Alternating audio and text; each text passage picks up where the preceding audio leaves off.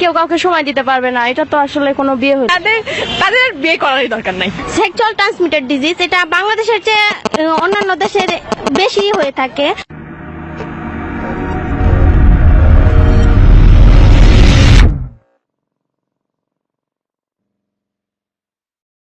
Hello friends, আমি রাকিবুল ইসলাম আছি আপনাদের সাথে। Welcome to our channel Shamsul official. প্রতিবারের মতো এবারে চলে এলাম নতুন একটা ভিডিও নিয়ে আপনাদের মাঝে। আশা করি আমাদের এই ভিডিওটা আপনাদের অনেক ভালো লাগবে। এই ভিডিওটা শুধুমাত্র প্রবাসীদের নিয়ে করা হয়েছে, তো তাদের নিয়ে বাংলাদেশের মেয়েদের কিরকম ধারণা, তাদেরকে কিরকম চোখে দেখে বাংলাদেশের মেয়েরা, এটা আমরা এই ভিডিওর মাধ্যমে তুলে ধরার চেষ্টা করেছি। আশা করি ভিডিওটা সম্পূর্ণ দেখবেন। তো কথা না বাড়িয়ে আমি ভিডিওতে চলে যাচ্ছি। আপু, মেয়েরা কেন প্রবাসী ছেলেদেরকে বিয়ে করতে চায় না? আমার মতে ভাইয়া, নিজের দেশের মানে ছেলেদের উপর বা নিজের দেশের মানুষের উপর অন্যরকম একটা টান থাকে, আর তাদের উপর একটা মানে বিশ্বাস থাকে যে হ্যাঁ, এই ছেলেটার সাথে আমি পারবো, আমার হোল লাইফ মেনটেন করতে আমি পারবো। এই জন্য আসসালামু আলাইকুম।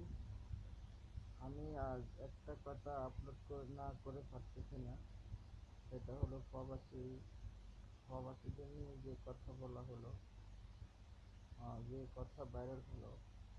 কয়েকটা মেয়ে বলছে প্রবাসীদের কাছে নাকি মেয়েরা বিয়ে করতে চায় না। যেসব প্রবাসীরা যাদের কারণে আজ বাংলাদেশ এত উন্নত। শুধু যে বাপ মা ভাই বোনদের জন্য টাকা কামাচ্ছে তাই না, এই প্রবাসীদের জন্য বাংলাদেশ উন্নত। বাংলাদেশ একমাত্র প্রবাসীদের কারণে উন্নত হয়েছে। হ্যাঁ, এখন যেসব মেয়েরা এসব ফালতু কথা বলে, তাদের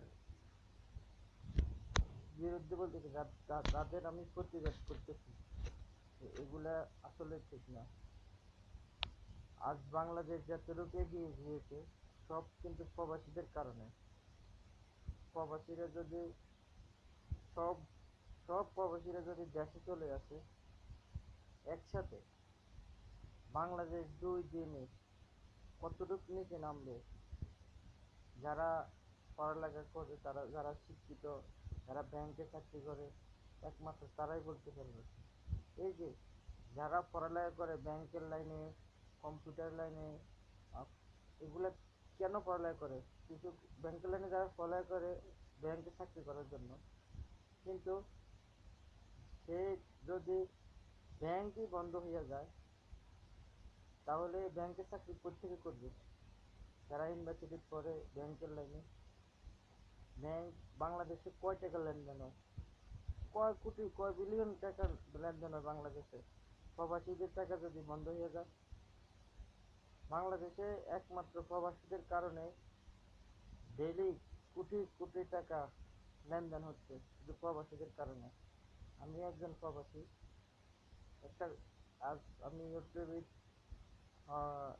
যে একটা কথা শুনলাম, 3জন মেয়ে যে প্রবাসীদেরকে নিয়ে এইরকম একটা কথা বলতে পারলো, তা আমি ভেবে পাচ্ছি না। আমি তাদেরকে যদি সামনে পাইতাম, কি জিজ্ঞেস করতাম, কি প্রশ্ন করতাম, আমি নিজেও জানি না। তো প্রবাসীদেরকে নিয়ে যে কথাগুলো বলা হয়েছে, আসলে এগুলো ঠিক না। যেসব নিয়ে এগুলো বলছে, এগুলো কি শিক্ষিত? এগুলোর ভিতরে কোনো শিক্ষা আছে নাকি? আসলে আমি